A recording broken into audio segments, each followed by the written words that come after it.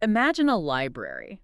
But I don't mean your local branch with the, the smell of old paper. Right. I want you to imagine a library that contains, well, everything.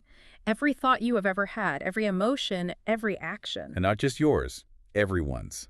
Specifically, the history of your soul. That is a massive concept. Welcome back to the Deep Dive. Today we are tackling the Akashic Records by Ernesto Ortiz. And I have to be honest, it sounds like something straight out of science fiction. It does have that vibe, doesn't it? But the concept is actually ancient. We should probably start with that word, Akasha. Sanskrit, right. Yeah, it translates to primordial substance or ether. Sometimes just sky. It's like the fundamental stuff reality is made of. Okay, so the base code of the universe. In a way, yeah. But Ortiz uses this analogy that I think really helps. He calls the Akashic Records the Library of Congress of the Soul. I can picture that, a non-physical spiritual database. Exactly. A vibrational record of all human experience, past, present, and even future potentials. But, historically, you couldn't just walk in and get a library card. Right. This was the VIP section. You had to be an Edgar Cayce or a Nostradamus. You had to go into some deep trance state. It wasn't for... Not for us regular people with jobs and mortgages. Exactly. But the whole argument of this book is that the rules have changed. Ortiz points to the post-2012 era, the Mayan calendar shift. He says the velvet rope is down. This information is now accessible to everyone. And the thing that gets you in the door is this specific sacred prayer from the Mayan tradition. That's the claim. And for this deep dive, we're not so much debating if the library exists. We're going to accept the premise and try to understand how it works. Because Ortiz lays out a very specific map. A geography of the soul. Yeah. And it looks like a pyramid. It does. He actually diagrams it. So imagine a triangle. At the very bottom, there's a box labeled LL. The lower level. And way up at the top, above the point, there's the PH. The penthouse. I mean, you have to appreciate the marketing. Spiritual enlightenment as a luxury apartment. But we start in the basement, right? The LL. Right, which is here, the physical world, Yeah. Pachamama. This is the densest plane where we, eat, sleep, and learn our lessons through very visible cause and effect. It's the ground floor. But then as you start to climb, things get weird. The next level up is the astral plane, and the book basically puts a giant keep out sign on it. It really does. Ortiz calls it the realm of nightmares, entities, and discarnates. Discarnates. That's a very polite word for ghosts, isn't it? It is, and he makes an important distinction. We all have an astral body that we use in dreams. That's fine. But the astral plane is where spirits can get stuck. There was that story in the book that really drove this home for me, the wealthy man. Oh, that's such a tragic, perfect example. This guy has it all. The BMW, the picket fence, the family. He has won the game of the lower level. And then, on his way to a picnic, he's killed in some random crossfire. Totally random. He wasn't ready to go. And because he's so attached to his stuff, his life, he gets stuck in the astral plane. He's confused, he's angry, and he's looking down at what he lost. And the book says that's what creates cold spots and flickering lights. He's haunting his own life because he can't look up toward the light. That's the trap. But if you push past that, you get to the causal plane. Okay, this is the realm of emotions and karma. Right. Think of emotions as the glue that makes memories stick. Every time you have a big emotional event, good or bad, it's like you're saving a file to a cosmic hard drive. So the emotion is what keeps that file active and attracting similar situations. Exactly. It's the cause in the causal plane. It's where your patterns are programmed. Okay, moving up.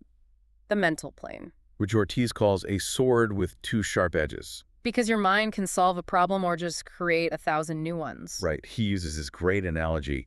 Your mind, in its natural state, is like a vast, clear blue sky. And our thoughts are just the clouds passing through. Exactly.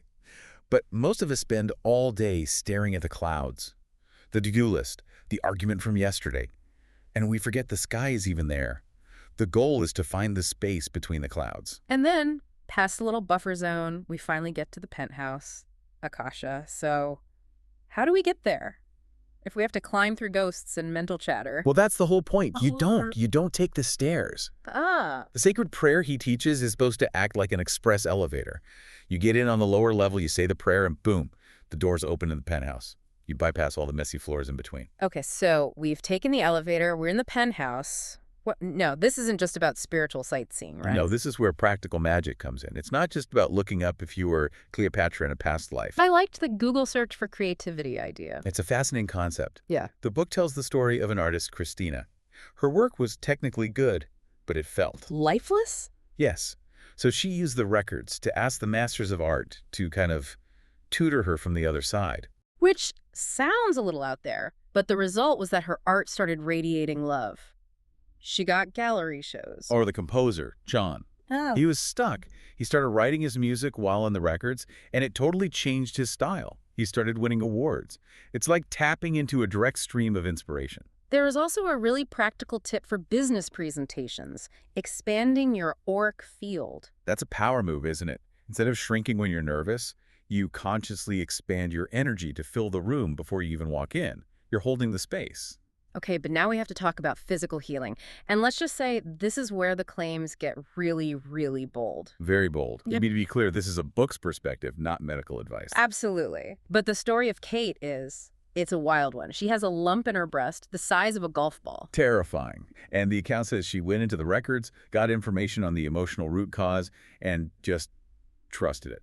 2 days later, she reports the lump shrank to the size of a pea. That's a tough one to swallow for a lot of people. Of course. But the logic in the book is consistent. He uses a weed metaphor. Modern medicine might cut the weed at the surface, which is the symptom. But the records let you go down to the root cause, maybe a past life trauma, and pull the whole thing out. Change the spiritual blueprint and the physical printout changes. That's the idea. Which brings us to karma and contracts. Yeah, I think most of us see karma as like universal revenge. Right. I cut someone off in traffic, so now I'll get a flat tire. But Ortiz says it's just natural law, cause and effect. As you give, you receive. Simple as that. He breaks it into 3 types. There's seeds, which is dormant karma. Current, which is what you're creating right now, and then active, or prarabdha. That's the fruit you're eating right now, your current life circumstances. Exactly. But the most empowering idea here, I think, is the lease concept. This was a light bulb moment for me. The idea that we don't own our karmic contracts. Right. So let's say in a past life you were a monk and you took a vow of poverty. That was great then. Not so great for paying rent in the 21st century. Not at all. You carry that contract with you, but it's a lease. And you are allowed to terminate it. But there's a process, a spiritual bureaucracy. You have to write a letter to the lords of karma. And it's a very specific ritual. This isn't just wishful thinking. You have to physically write a termination of the lease letter, be super specific, and then you have to burn it. On a bed of white sage, no less. The specificity matters. It's an alchemical process. The fire and sage signal to your whole system, this contract is done. But there's a catch. Nature abhors a vacuum. Right. You can't just leave a hole. If you cancel the poverty contract, you immediately have to write a new one for abundance to fill that space. Otherwise, the old pattern just defaults back into place. That makes so much sense. But the book takes a really sharp turn here. Because what happens when the pattern isn't just an old contract, but something else? Ortiz makes this claim about addiction that just stops you cold. It is probably the most controversial claim in the entire book. He says 96% of addictions are due to ghosts, entities, or ancestors. Whoa, hang on. 96%. That sounds like a massive cop-out. It wasn't me, it was a ghost. It does sound like that at first, but he's not saying the person isn't responsible for their actions. He's suggesting the craving itself might be a foreign energy. He talks about the conception imprint. This is the idea that if a parent was intoxicated at the moment of conception. An addiction entity could have attached itself to the fetus, meaning a person could fight this thing their whole life thinking it's their own personal failing when it's an energetic parasite they picked up before they were even born. He uses that analogy of the 50-gallon drum. Yeah. Your subconscious is a clear pond. When trauma happens, you stuff it in a steel drum and sink it, out of sight, out of mind. But eventually, that drum rusts, and it starts leaking toxic waste into your nice, clear pond.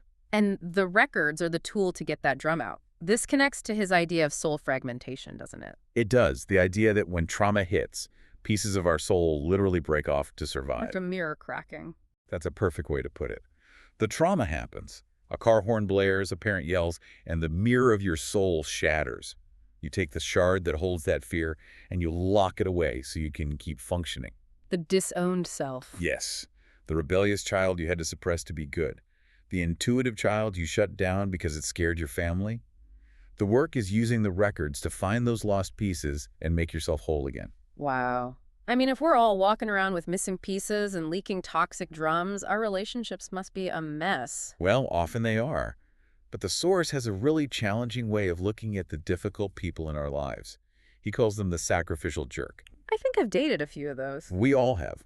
The idea is that some of the people who hurt us the most are actually souls who love us so much they agreed on a soul level to play the bad guy. Hold on, so the person who betrayed me did it out of soul love. That's a hard pill to swallow. It's the ultimate don't hate the player, hate the game perspective. They take a karmic hit just to teach you a lesson you needed to learn. It definitely makes it harder to hold a grudge. And holding the grudge is the energetic cord that keeps you tied to them. That's why he suggests writing a letter of release. And again, the details matter. You have to use blue ink. Why blue ink? It's about the vibration of the color. Blue is tied to the throat chakra, to communication and truth. The physical act of writing it out in that color helps sever that energetic cord. And all of this work leads to the ultimate goal, which he calls the view. The view is the destination. It's about moving from being an actor in the drama of your life to being the director. The director's chair. Right. When you're the actor, you're lost in the scene. You're just reacting. But the director can see the whole stage and say, you know what? That character's storyline isn't working anymore. You're fired. You can fire people from your likes movie. You can fire the roles they play. You can change the script. That's the difference between samsara, the endless cycle of drama and suffering, and nirvana, which isn't some cloudy heaven. It's the exquisite emptiness you feel when you stop reacting and start directing. So if we put this all in a nutshell, the Akashic Records aren't just a history book. They're an editing suite. That's it, exactly. It's about shifting from victim to director. You take the elevator to the penthouse to get that higher perspective, and then you come back down and clean up the ground floor. You rewrite the contracts, you find the soul fragments, you fire the bad actors. You take the pen back. You do. Yeah. And the source leaves us with this final, really provocative thought. The future isn't fixed. It's determined by the choices we make right now. So the book of your life isn't finished. Not at all. It's being written in real time. So the question for you, the listener, is this. If you could read your own book of life, would you use it to just peek at the ending? Or would you pick up that pen and start rewriting the chapters you don't like? That is something to think about. And maybe think about what contracts you're ready to burn on that bed of sage. Indeed. Thanks for joining us on this deep dive into the library of the soul. We'll see you next time.